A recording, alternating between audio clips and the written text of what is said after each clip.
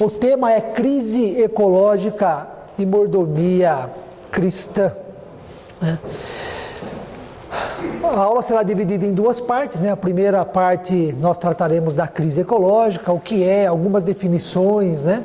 E também algumas experiências, né, que os irmãos e irmãs podem colaborar com a gente. E a segunda parte da aula nós trataremos da mordomia cristã. Bom, crise ecológica é um tema extremamente atual, né? Um tema atual e um tema pertinente.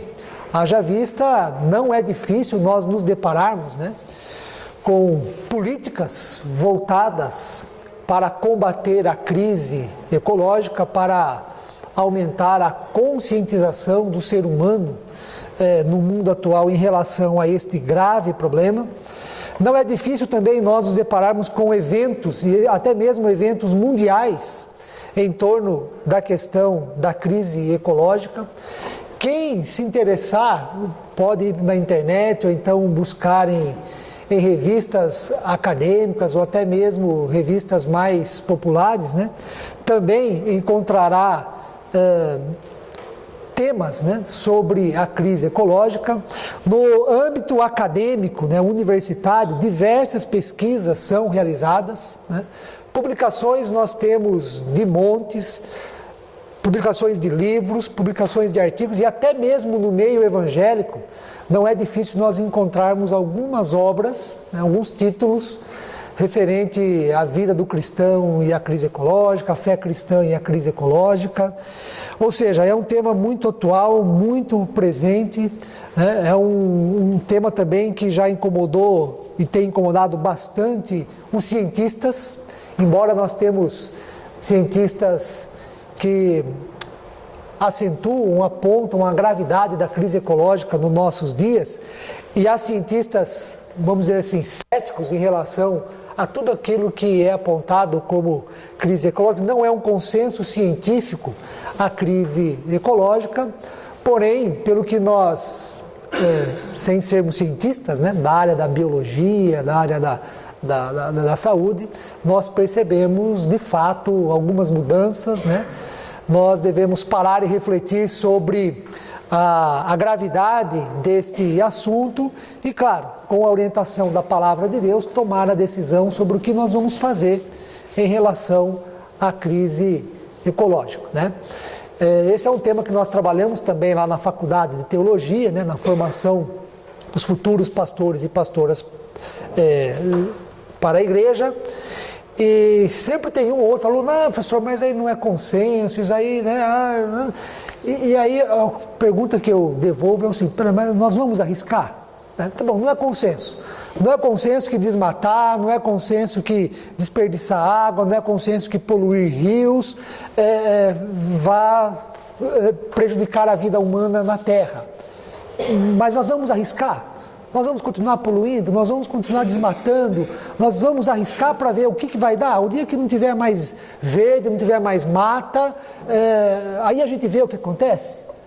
Ou então vale a pena um comportamento, né, relacionado à responsabilidade, ao cuidado, à preservação da criação, para que a gente continue a gente tenha, né, na verdade, uma segurança em relação a nossa vida.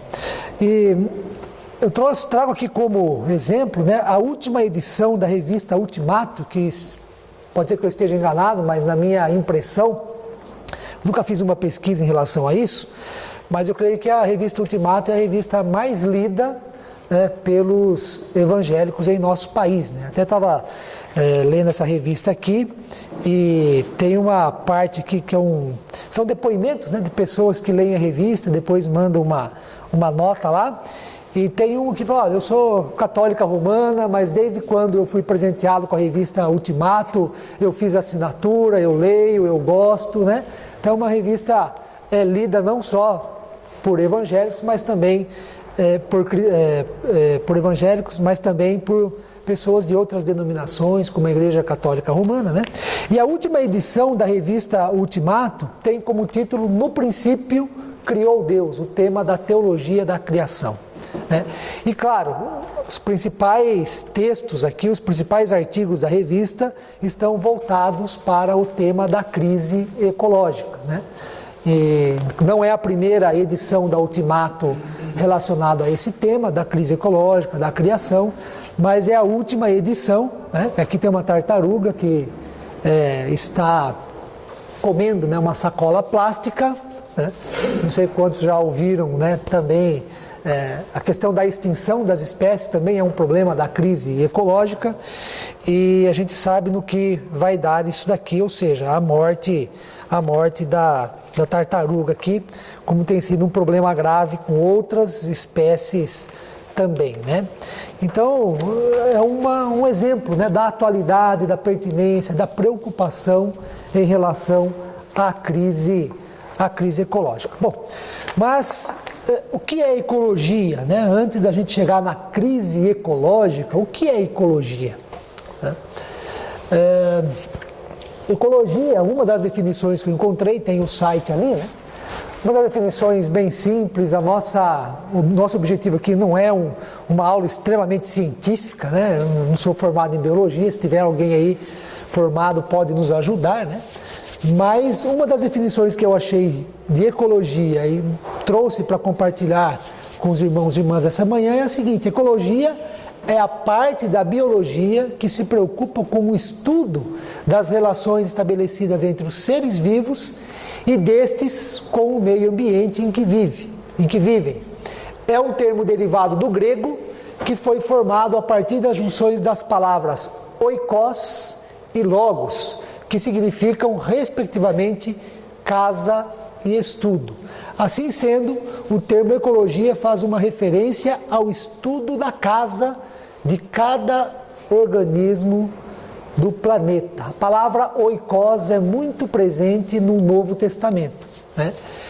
E o que nós extraímos da Bíblia é que o mundo é a nossa casa, né? O lugar onde nós vivemos, a criação divina é a casa, é o habitat, é onde o ser humano mora, é onde o ser humano vive, né? E desenvolve a sua vida e procura sentido, procura alegria, procura glorificar a Deus por meio daquilo onde Deus nos colocou para viver. O mundo é a nossa casa, né?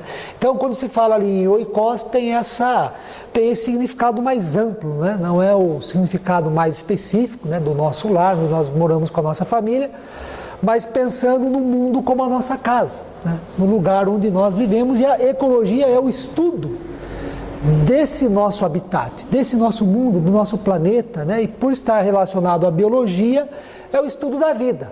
Por isso a ecologia, eu acho muito interessante essa definição, se preocupa com o estudo das relações estabelecidas entre os seres vivos, né? E dos seres vivos com o meio ambiente em que vivem. E o termo ecologia é um termo novo, um termo tanto quanto recente na história da humanidade. Foi utilizado pela primeira vez em 1886 por um zoólogo alemão chamado Ernst Haeckel, em um trabalho denominado Morfologia Geral dos Organismos, né?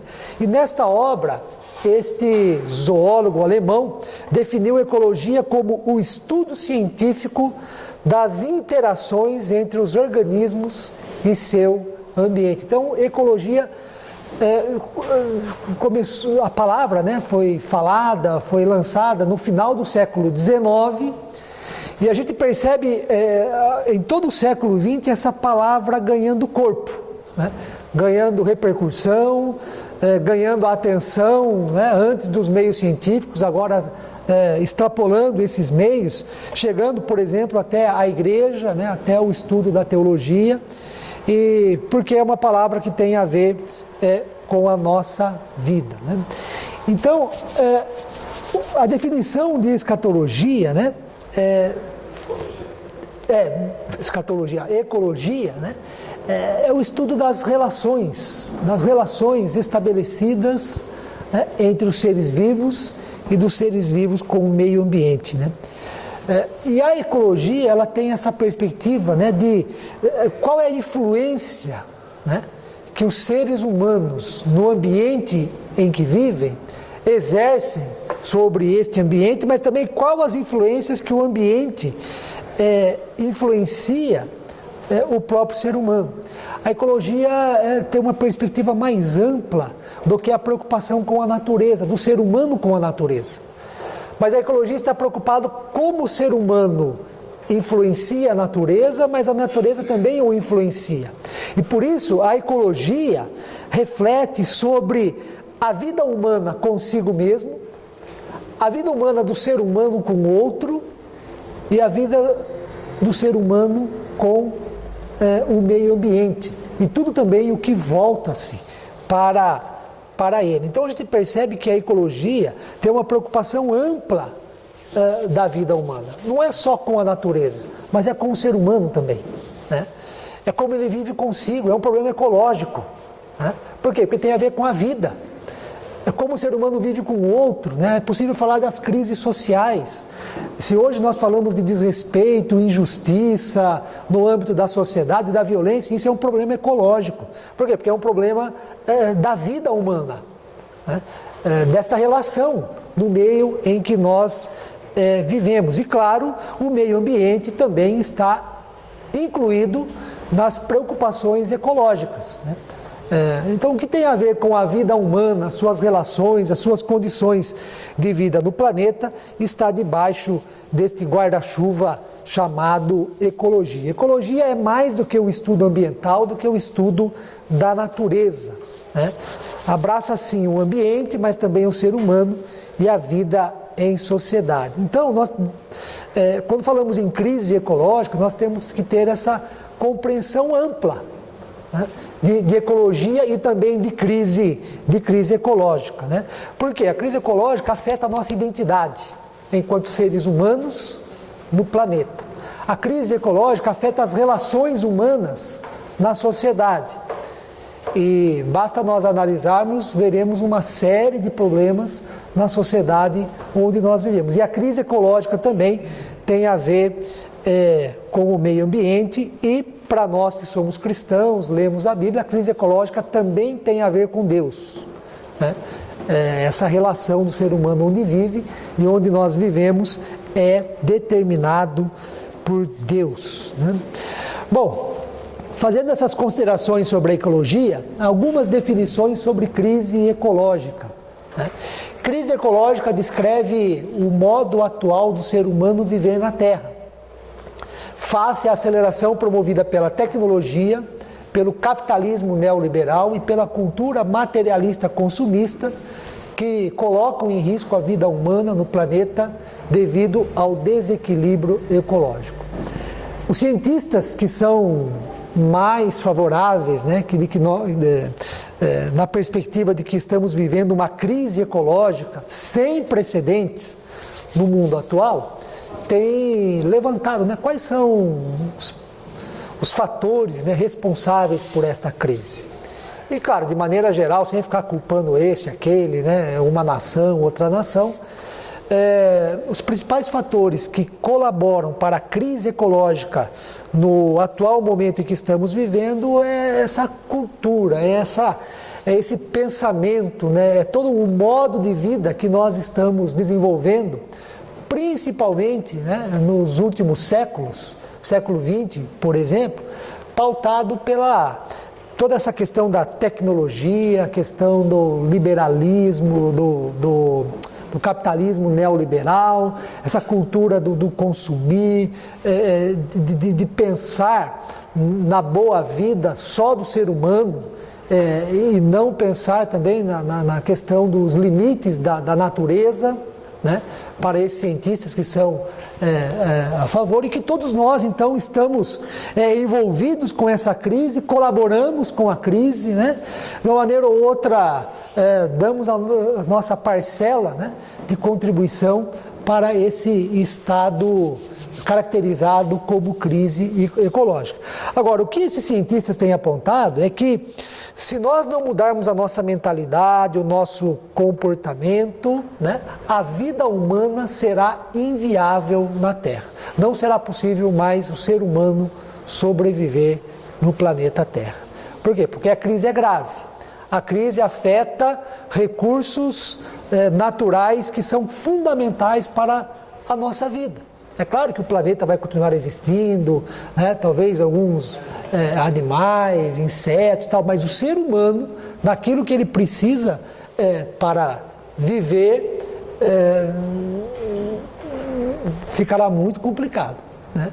Se nós não mudarmos a mentalidade e principalmente mudarmos o comportamento em relação ao que envolve a crise ecológica, né? Isto é o que os cientistas têm apontado, e esta é a gravidade da crise ecológica, essa é a preocupação, né? Uma outra definição: o planeta Terra vem se tornando cada vez mais complexo e não temos hoje um caminho que possa resolver a crise ambiental mundial, que é resultado da ação humana sobre os recursos naturais do planeta. Não se pode resolver tudo como uma questão racional. A crise ecológica é resultado da falta de conhecimento da natureza, da falta da sensibilidade em entender e ouvir as ânsias do planeta, e para isto é necessário firmar um diálogo com a natureza, compreendendo o seu papel e a sua importância para a vida, né?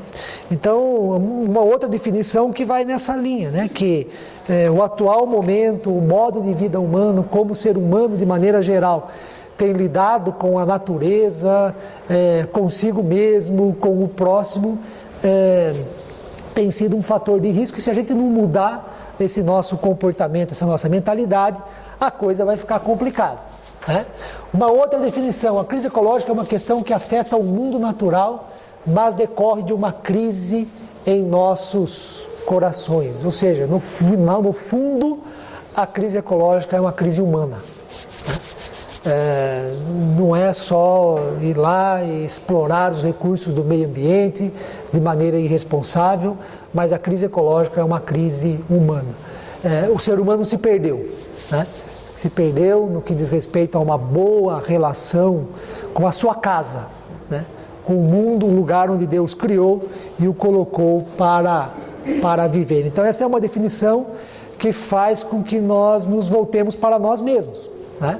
A questão do nosso autoconhecimento e da realidade em que nós vivemos. Última definição: crise ecológica é uma expressão ou uma manifestação externa da crise ética, cultural e espiritual da modernidade.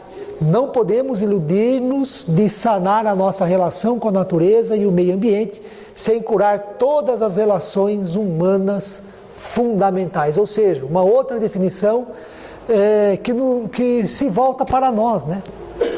No fundo, a crise ecológica é uma crise humana, né? A crise ética, a crise cultural, e aí tem a dimensão da espiritualidade, né? Que é onde é um viés muito forte para nós cristãos, né? O viés da espiritualidade. O que tem a ver a crise ecológica com a espiritualidade humana ou com a espiritualidade cristã, para sermos mais específicos, né? E interessante que na segunda parte dessa definição, né, não podemos iludir-nos de sanar nossa relação com a natureza e o meio ambiente sem curar primeiro, né, as relações humanas fundamentais, né? Oi? Posso fazer uma? Claro. Nessa linha mesmo, essa definição e a anterior me fazem lembrar de uma, não sei se você vai mencionar, a encíclica de Francisco, Papa Francisco, chamada Laudato Si, cuidado da casa comum. Isso. Tem publicação da 90 páginas, mas é muito lúcida, muito atual, e ele justamente faz uma postura de todas as dimensões dessa crise, casa comum, chegando a esse ponto das relações humanas fundamentais e as relações do homem consigo mesmo e com o Criador. Com o Criador, exatamente. E esse documento hoje é referenciado por entidades acadêmicas e tem sido objeto de muitos estudos, a sabedoria e a lucidez que o Papa Francisco esteve nesse caso, nesse tema. Sim, É uma indicação bibliográfica boa, porque é um livrinho fácil de achar e ele é muito bem estruturado. Sim, Da pesquisa que eu fiz, eu até cheguei à encíclica do Papa, né? Não iria citar aqui, né? Não li ela toda também, li algumas partes, né? Mas a gente percebe o seguinte, né? Que o tema da crise ecológica, a relação do ser humano consigo mesmo, com Deus, e as implicações dessa relação com Deus e o meio ambiente, o planeta, né? É uma preocupação não só entre os evangélicos, né? Mas também a própria encíclica do Papa, a Igreja Católica está preocupada com esse assunto. E a citação anterior que o René falou aqui, do patriarca ecumênico de Constantinopla, Bartolomeu, que é um dos principais líderes da Igreja Ortodoxa, né? Que é a Igreja cristã no Oriente. Então a gente vê que é um tema, a crise ecológica é um tema que perpassa as religiões, né? Cristãs e também não cristãs. Aliás, as religiões não cristãs talvez tenham um zelo, um cuidado, um apreço bem maior para com a criação, o meio ambiente, do que nós, né, do Ocidente cristão, mas é um tema que perpassa várias denominações. Como exemplo disso, o Papa aprovou, né, uma encíclica, lançou uma encíclica, escreveu, assinado por ele mesmo, né? E nós temos aí um excelente material também como fonte de consulta, busca de conhecimento, né? Então, aqui está uma das principais, dos principais indicadores, né, da crise ecológica, né? A crise ecológica tem a ver com o ar que nós respiramos, né? E, claro, toda a poluição produzida, né? Principalmente pelas indústrias, né? Nós vemos numa era industrial, desde o século XVII, né, nós iniciamos uma nova fase na história da humanidade, que é a chamada era industrial. As consequências disso, né, têm sido muito danosas para o meio ambiente, né, devido à poluição que vai para a atmosfera, né, e as consequências disso. Nós temos o problema da poluição dos rios, né, das águas. De acordo com o avanço, né, das tecnologias, da indústria, os cientistas têm apontado que nascentes, né, que são fundamentais para a água potável, também têm sido anuladas, e isso é grave. Por quê? Porque há uma diminuição da produção da água potável no mundo, né, e alguns até já chegaram a dizer que hoje o ser humano corre atrás do ouro, né? No futuro o ser humano vai correr atrás da água, né? Porque se continuar desse jeito, nós vamos ter problemas em relação à água no mundo, água potável. Também um fator que a maioria das pessoas esquecem é a primeira explosão da população. Se você pegar também Cristo, onde a população era estimada na ordem de 80 milhões, 100 milhões, hoje nós temos 100 vezes esse valor. Então a população aumentou 100 vezes. O poder de consumo das pessoas nos últimos 2.000 anos também aumentou ao redor de 100 vezes também. 100 vezes, vezes 100 vezes, significa que nós estamos estressando o mundo em 10 mil vezes mais do que na época de Cristo. Os cientistas têm dito o seguinte, né, que o planeta Terra é limitado, né?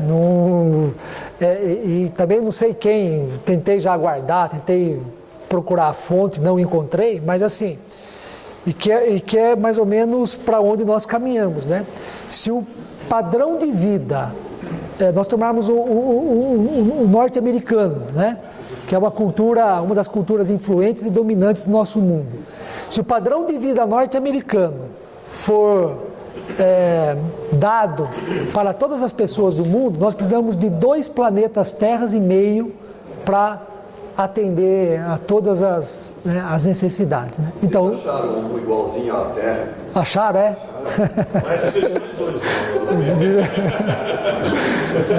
já ajuda um pouco. Todas as mesmas características, né? A dúvida se é habitável para poder exportar. Para poder começar a levar um pouco para lá, né? Os americanos, né? Então, assim, a natureza é limitada, né? A população mundial, né? Estamos chegando praticamente logo a 8 bilhões, né? É muita gente. E a tendência é aumentar esse número, né, de pessoas no planeta Terra. E vai chegar uma hora, como o planeta vai suportar isso, né? Como o Oswaldo falou, que o pessoal levou muito a sério lá, né? Crescer e multiplicar, né?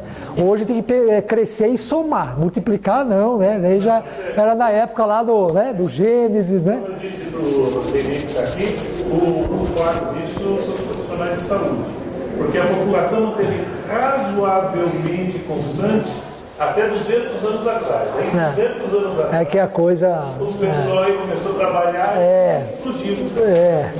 Agora tem que pensar em somar, né? Hoje em dia ninguém está morrendo. Pois é. Mas nós temos também, né, como o desmatamento, que é um sério problema relacionado ao meio ambiente, desmatamento planetário, e além do desmatamento, as consequências disso, né? E o aquecimento global ali, né? Um outro item da crise ecológica é o lixo, né? O quanto de lixo nós produzimos no mundo de hoje e o que nós fazemos com esse lixo. Parte desse lixo, né, vai para os rios, o que acaba poluindo, prejudicando, né, todo o ecossistema. E ali o mundo ali, né, tem ali a ideia é o planeta Terra e ao seu redor o lixo, e esse também é um dos graves e um dos grandes problemas da crise ecológica, tá? Bom, diante de todo esse contexto, né, que nós passamos aqui de maneira muito geral, muito rápida, né, é que tem surgido, ou melhor, aumentado, né, as publicações, o interesse, as palestras no tema da mordomia cristã, né? Como eu falei no início, diversos cientistas estão se dedicando à pesquisa da crise ecológica, né? E claro que quem pesquisa e tem esse interesse de mostrar a gravidade traz perspectivas alarmantes, que nos deixam extremamente preocupantes, né? Esses dias eu estava conversando com um pastor da IPI, missionário norte-americano, Timóteo Keller. Aliás, ele escreveu aqui um artigo na revista aqui, né? E ele já fala que no ano 2050 a coisa vai estar, né, muito difícil, muito complicada, né? Nessa última edição da revista Ultimato. E ele tem escrito, né, bastante sobre essa questão da condição da vida humana no planeta, voltada à crise ecológica. Então, assim, cientistas que têm se dedicado, né, à crise ecológica têm falado que a coisa é grave, muito grave, né, e que as consequências serão extremamente danosas, né. E por causa disso daí, né, surge do nosso lado, do lado cristão, né, evangélico, essa indagação, né, e nós? Como que nós nos encontramos diante desta realidade, desse contexto, né? E aí falam, vamos voltar na leitura da Bíblia, vamos ver o que a Bíblia diz, né? E nesse exercício de ser desafiado por esses cientistas, mas o interesse de voltar à Bíblia, né, a ler a Bíblia, para saber o que nós encontramos, né, vindo de Deus para a nossa vida, tem aumentado o interesse e a importância da teologia da criação, né?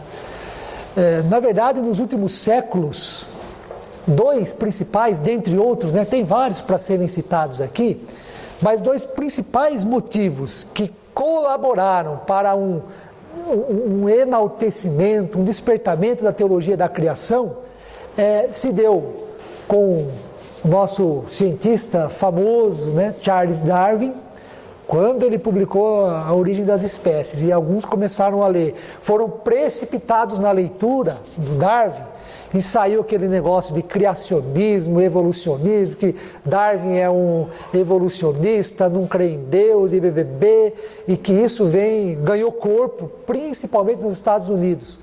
Chegou no Brasil, né?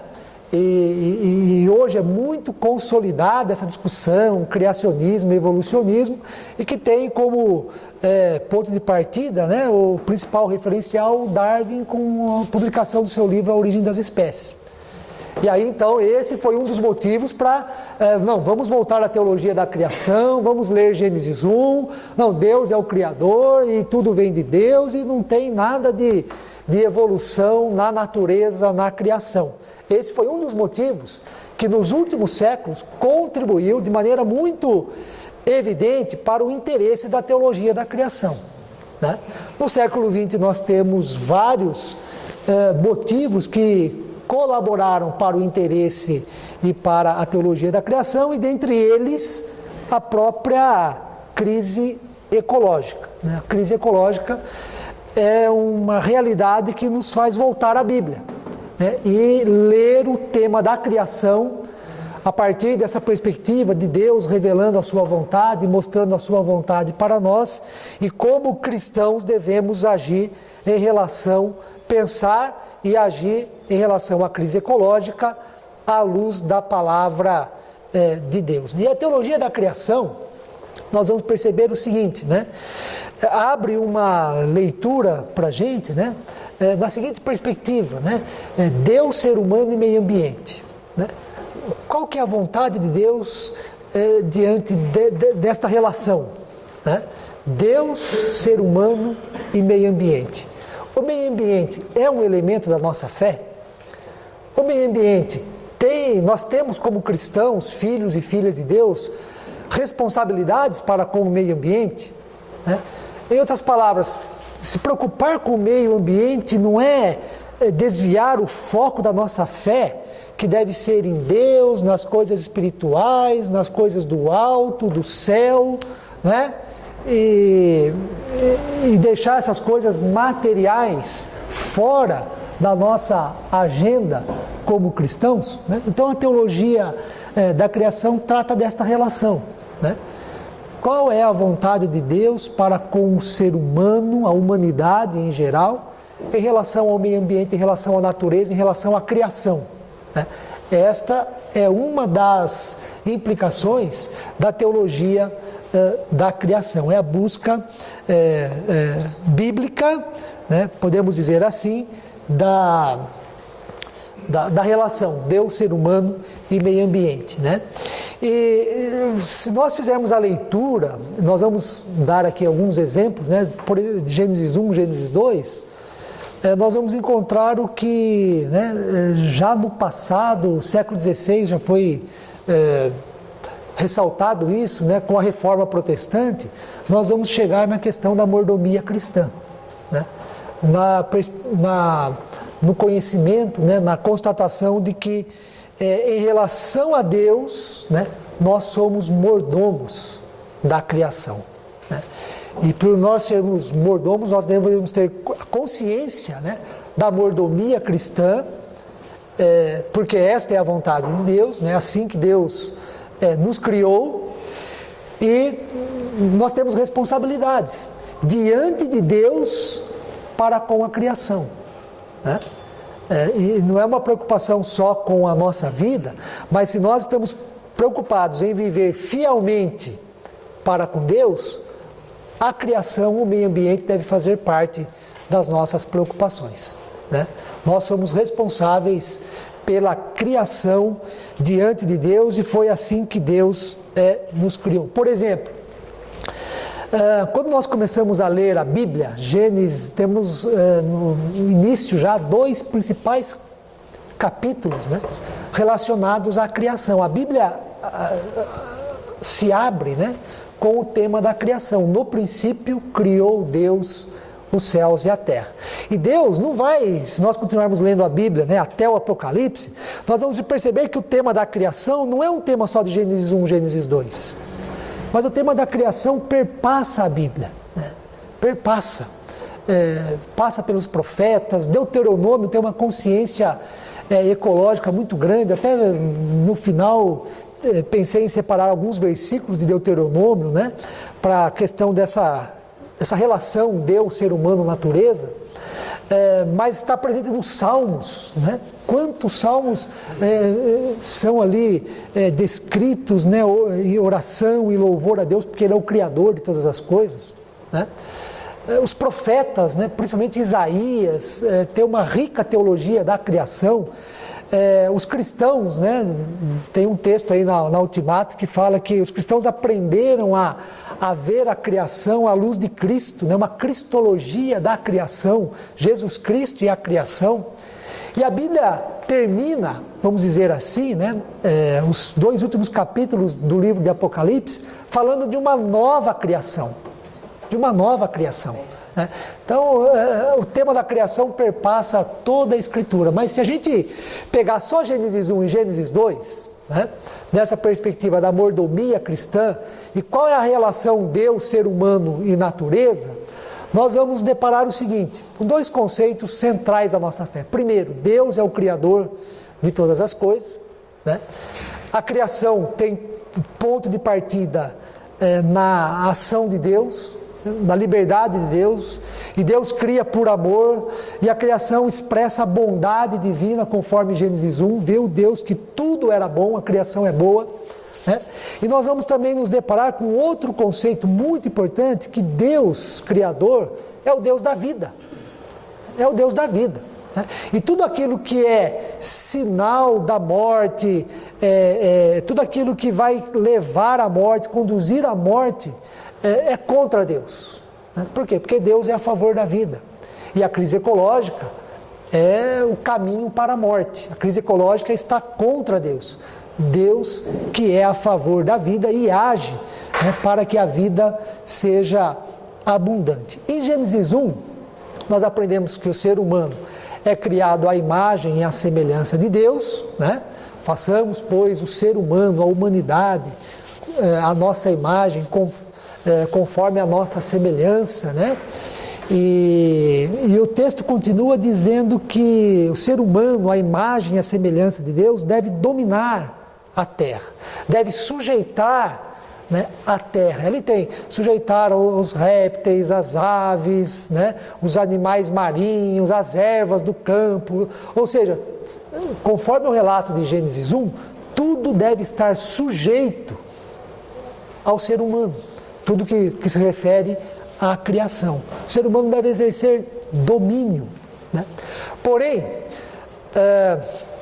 os exegetas, né, estudiosos da Bíblia não se cansam de ressaltar que o termo dominar e sujeitar, que estão os termos, né, que estão em Gênesis 1, não significa o comportamento muito característico dos nossos dias, e que o ser humano pode fazer o que ele quiser com o meio ambiente.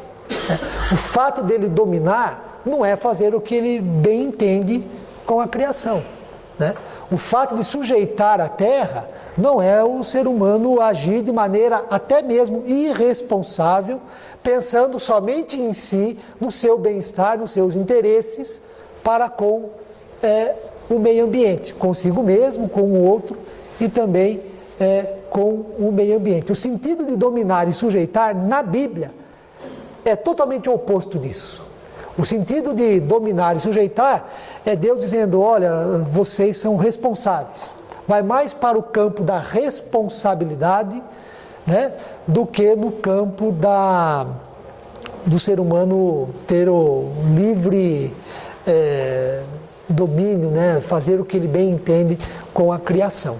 Inclusive, né, o conceito dominar e sujeitar tem um outro sentido também, é que quando o Gênesis 1 foi escrito, né, os biblistas têm colocado o Gênesis 1 no contexto do exílio babilônico, o povo de Israel estava em contato com as outras religiões essas que adoravam a criação.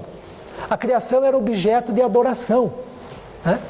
E nós temos na tradição do povo de Israel que somente Deus deve ser adorado. Então, o dominar e o sujeitar significa que o ser humano não deveria se sujeitar à criação, se rebaixar, deixar ser dominado mas ele estava no status, né, numa condição dada por Deus de domínio e de sujeição. Não ele se sujeitar ao ponto de chegar a adorar a criação, endeusar a criação, isso seria idolatria, mas o ser humano está num nível mais acima da criação, por isso ele que deve sujeitar e dominar, conforme o contexto de Gênesis 1, interpretado no contexto do exílio babilônico. Então, dominar e sujeitar Deus criou o ser humano à sua imagem e semelhança, ou seja, com condições, totais condições, para o ser humano ser responsável para com a criação. Né? E quando nós lemos Gênesis 2, nós encontramos ali dois termos também, né? Que Deus colocou o ser humano no jardim, na sua casa, no seu habitat, na casa comum, né? O jardim não é literalmente um jardim, né? Como se fosse somente uma parte, mas o jardim ali representa todo o planeta Terra, naquela leitura da realidade que eles faziam, né? E quando Deus coloca o ser humano no jardim, no planeta Terra, Deus, no relato de Gênesis 2, fala: vocês devem guardar e cultivar o jardim. O ser humano é colocado no jardim, na criação divina, para guardar e para cultivar, né? E aqui surge a teologia do cuidado, né? Porque guardar significa manter a ordem, guardar significa preservar, guardar significa agir com responsabilidade perante a criação, né? E depois que Deus fala que é para o ser humano guardar e cuidar o jardim, antes disso fala que árvores frutíferas, né? Toda sorte de ervas do campo, Gênesis 1, né? As ervas que servem para mantimento e tal. O ser humano é uma espécie de jardineiro, né? Ele tem que cuidar da terra. Se ele quiser continuar vivendo, ele tem que lidar com a terra de maneira responsável, manter a ordem. Guardar tem um sentido também da harmonia. Olha, é para ter uma boa vida, uma boa relação, é para vocês viverem bem com a terra, porque é dela que sai o mantimento, né, o alimento, o sustento. Toda a criação, a gente fala terra, mas isso, o mar, né, tudo o ser humano é responsável, né? O amor também. O amor, exatamente, pautado pelo amor. Os animais, né, não podemos esquecer dos animais, né, porque quando Deus fala, depois que Deus fala que era para o ser humano guardar e cultivar o jardim, os animais passam, o ser humano tem que dar nome aos animais, né? E, claro, não foi assim, passou o cavalo, isso aí vai chamar cavalo. Passou o macaco, isso aí vai chamar macaco, né? Não é nesse sentido dar nome. Dar nome significa ser responsável, né? A nossa experiência humana é assim, né? Quando um casal tem um filho, ele vai e registra esse filho, né? Dá um nome para essa criança. Quando dá um nome, significa o quê? Que ele é responsável por essa criança. Dar nome significa ser responsável. O ser humano é responsável pelo bem-estar dos animais, né? Do mar, da terra, de tudo que, ou seja, do meio ambiente em geral. E daí surge a teologia do cuidado, né? Uma teologia que vem sendo muito também explorada em nossos dias, a teologia do cuidado, que não é só do ser humano para com o meio ambiente, mas também é de Deus para com o ser humano, né? Porque quando eles comem lá do fruto e são expulsos do jardim, qual que é a ação de Deus em relação ao ser humano pecador? É uma ação de cuidado, né? Teologia do cuidado que vem de Deus para conosco, mas também que é de nós para conosco mesmo, para com o próximo e também para com o meio ambiente, que é o tema da teologia. Então, o que nós aprendemos com Gênesis 1 e Gênesis 2? Primeiro, que a criação não é do ser humano, a criação não é nossa, né? Esse é um dos pontos iniciais do tema da mordomia cristã. A criação não é nossa, não é da humanidade, né? A criação não é de ninguém. Não é de ninguém mesmo, então é nossa. Ou não é de ninguém, já que não é nossa, mas também não é de ninguém, então a gente pode fazer o que quiser com ela, né? Pode ter um comportamento irresponsável, um comportamento exploratório, né? Um comportamento de descaso, talvez. Deixa a criação para lá, né? E vamos jogar lixo, vamos poluir mesmo, né? Não é de ninguém, né? Ou alguns pensam, não, a criação é nossa, né? Mas a criação não é do ser humano, né? A criação é de Deus, né? A criação saiu das mãos de Deus, né? E continua sendo de Deus. Tem um salmo, se não me engano é o salmo de número 24, né? Que o primeiro versículo fala que tudo pertence a Deus, tudo é de Deus, né? E a criação continua sendo. Deus não nos deu a criação, né? Ele nos colocou para morar na criação, né? Para residir, para desenvolvermos a nossa vida na criação, mas a criação é dele, né? Ele não nos deu para fazermos o que nós quisermos em relação a ela. Se a criação não é nossa, mas nós estamos nela, e Deus nos criou a sua imagem e semelhança, e pediu para que nós guardássemos e cuidássemos do jardim, né? Significa o quê? Que nós somos mordomos. Basicamente, o que é um mordomo? O mordomo é alguém que é o responsável pela casa do seu senhor, é alguém que administra, né, os bens do seu senhor, ou seja, a casa não é dele, os bens não são deles, ele é um administrador.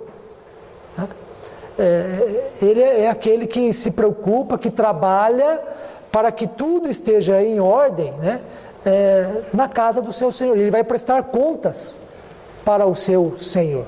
Essa que é a ideia do mordomo, né? Não é dele, mas ele é responsável pelo bem-estar, pela boa condução, né, daquilo que não é dele, mas que ele foi dado a ele esta responsabilidade, e a gente pode até dizer também este privilégio, né? Então o ser humano é mordomo, é aquele que cuida, que administra, que zela, e aparece, cuida de novo da criação divina, né? Assim, ele é o responsável pelo bem-estar, pela harmonia e, consequentemente, pelo equilíbrio ecológico, né? Nós somos mordomos, né? Deus nos deu essa capacidade, que é um privilégio, né? Nos criou a sua imagem e semelhança, e agora o bem-estar da criação depende de nós. Deus nos ajuda, Deus não nos abandonou, né? Não vamos cair aqui no deísmo, que Deus abandonou o mundo, falou, já que eu dei tudo para vocês, vocês são racionais, vocês são inteligentes, né? Vocês são audaciosos, eu vou agora tirar umas férias, vou sair e vocês aí tomem as rédeas da criação, da história e se virem. Não, né? Deus continua sendo nosso parceiro nesta difícil tarefa de buscar a harmonia e o bem-estar da criação, né? Mas Deus nos deu responsabilidades, nos deu liberdade e responsabilidade. Tanto é, né, que Deus respeita tanto a liberdade humana que nós chegamos no quadro de crise ecológica, né? Deus não se agrada disso. O apóstolo Paulo, em Romanos 8, vai dizer que a criação sofre, a criação geme, a criação suporta angústias, ou seja, a criação tem sentimentos, né? A criação sofre, e Deus sofre com a sua criação. Por quê? É como se ele olhasse e falasse, não criei para isso, não foi para isso que eu coloquei o ser humano, a minha imagem, a minha semelhança no mundo, eu pedi para eles guardarem, para eles cuidarem de maneira responsável, são inteligentes, né? Mas está errado. Não é isso, não é? Só que Deus continua sendo parceiro, né? Nos ajudando junto conosco, nos conscientizando, revelando a sua vontade a nós, né? Dando condições para que... mas Deus respeita a liberdade humana, né? Deus respeita. E essa liberdade vem acompanhada da responsabilidade, né? A interpretação do livre-arbítrio, né? Isso. Você faz o que quer. Deve ser feito, está planejado. Isso, exatamente. Exatamente. Então, mas perante a criação, né, essa crise ecológica ou a ecologia, né, nós somos responsáveis, né? E claro, não devemos nos furtar dessa responsabilidade. Quando nós lemos a Bíblia, nós chegamos a essa constatação, né? A criação de Deus, Ele nos colocou na criação, mas para manter a ordem. Só que o que nós vemos pela crise ecológica é que o mundo está em desordem. E se esses cientistas estão com a razão, logo, logo, não vai demorar muito, mas a vida humana será inviável na Terra. Devido ao quê? À qualidade do ar, ao aquecimento, às mudanças climáticas, o lixo, a poluição, o desmatamento, uma série de coisas que o ser humano vem agindo para contribuir e colaborar no atual momento em que nós vivemos. Bom, para concluir a nossa aula, a mordomia cristã, já que nós somos mordomos, nós somos responsáveis pelo bem-estar da criação, nós devemos cuidar da criação que é de Deus, né? A mordomia desperta em nós a consciência da adoração a Deus, né? Deus é o nosso Criador, né? Nós estamos aqui por causa de Deus, nós somos vontade de Deus para este mundo, né? E Deus, como Criador e doador da vida, mantenedor na vida, alguém que age em favor da vida, deve ser adorado, né? E nós temos os salmos, né, que nos mostram isso, que Deus deve ser adorado pelo fato de ser o nosso Criador, o Criador de todas as coisas, né, do que nós vemos e do que nós não vemos. Nós temos também hinos riquíssimos, belíssimos, que enaltecem a teologia da criação, né? Hinos em que nós devemos adorar a Deus porque Ele é o Criador, né? Somente um hino que me vem à mente agora, né?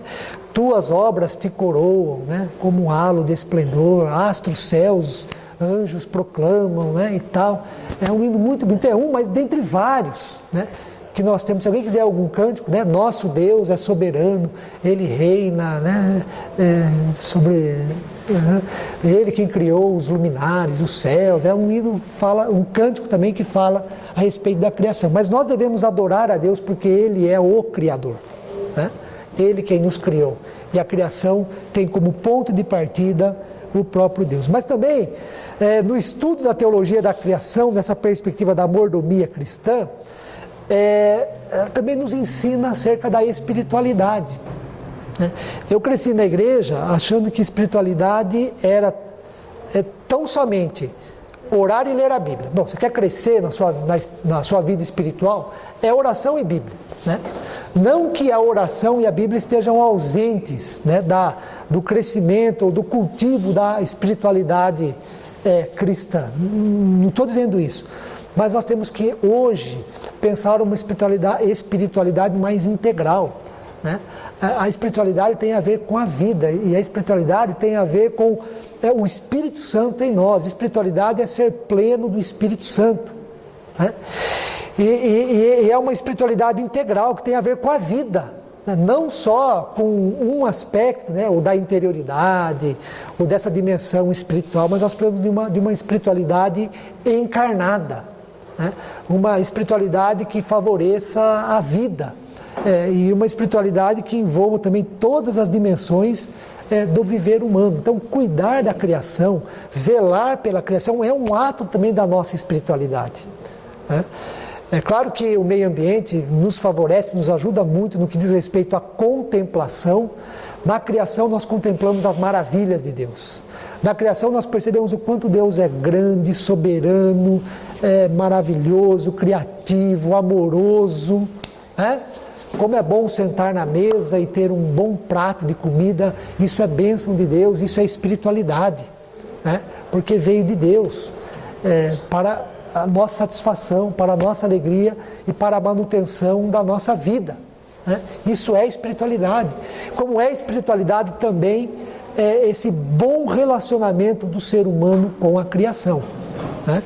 E por fim, a mordomia cristã nos desperta em nós, além da adoração, além da nossa espiritualidade, né, que não é só com a oração e com a leitura, mas é a oração, leitura da Bíblia, e colocar a criação também, né, como item da espiritualidade.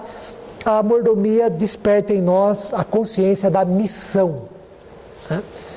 Missão é pregar o Evangelho a toda criatura, é ir, né, receber o poder do Espírito Santo para ser testemunho de Jesus Cristo, Samaria, Judéia, Galiléia e até os confins do mundo, mas também faz parte da missão nossa como cristãos, da igreja, o cuidado para com a criação. Missão é cumprir com a vontade de Deus, né, no mundo em que nós vivemos, no contexto em que nós vivemos. E a vontade de Deus é o cuidado da criação, é a preservação da criação, né? E se essa é a vontade de Deus para nós, e nós vivemos nesse contexto de crise ecológica, faz parte da missão esse cuidado.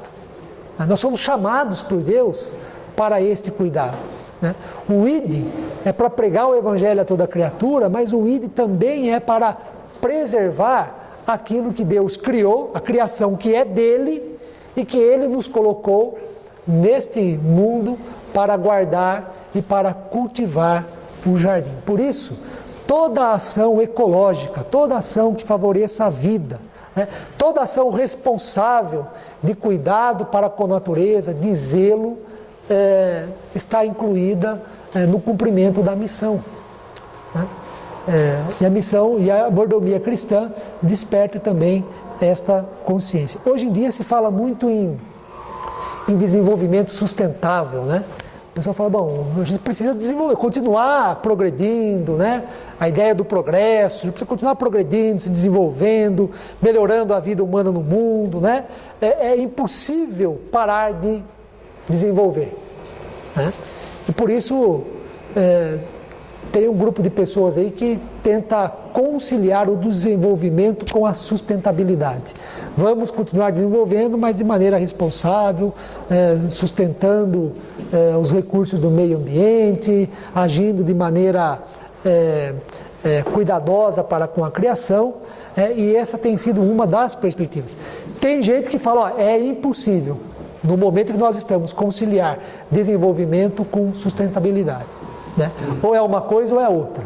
Porque na hora que o ser humano tiver que decidir, vamos para o desenvolvimento ou vamos para a sustentabilidade? Não, vamos para o desenvolvimento. E aí se agrava a crise ecológica. Eu estou abrindo, nesse final da aula, um item aí, uma reflexão muito séria, né, que tem sido muito discutida. É possível o desenvolvimento sustentável? Né? Alguns dizem que sim, outros dizem que não. E é uma discussão aí muito interessante a ser feita, certo? Não sei se alguém tem alguma pergunta para fazer da aula. Não? Então vamos orar, que também já está quase dando horário aí, né? Pedir para que o Renê, você pode orar para a gente, Renê? Senhor Deus, te agradecemos uma vez mais pela tua palavra, pela instrumentalidade do teu servo para iluminar nosso entendimento. Sim, Senhor. E, sobretudo, alertando e mostrando responsabilidades e até onde vai o nosso papel na criação. Sim, Senhor. Que o Senhor nos dê a orientação para tornar isso prático, Amém, Senhor. um valor para nosso comportamento, para nossas escolhas, para nossas decisões, para nosso modo de pensar e agir neste mundo. Nós Sim, Senhor. agradecemos por esta palavra e te pedimos também que continues trabalhando pelo teu Espírito Santo em nossos corações, sempre aprendendo Amém, a palavra e através dos servos que são designados para entregá-la, interpretá-la, Amém, Senhor. ensiná-la. Amém, Nós Senhor. agradecemos em nome de Jesus. Amém. Amém, Senhor.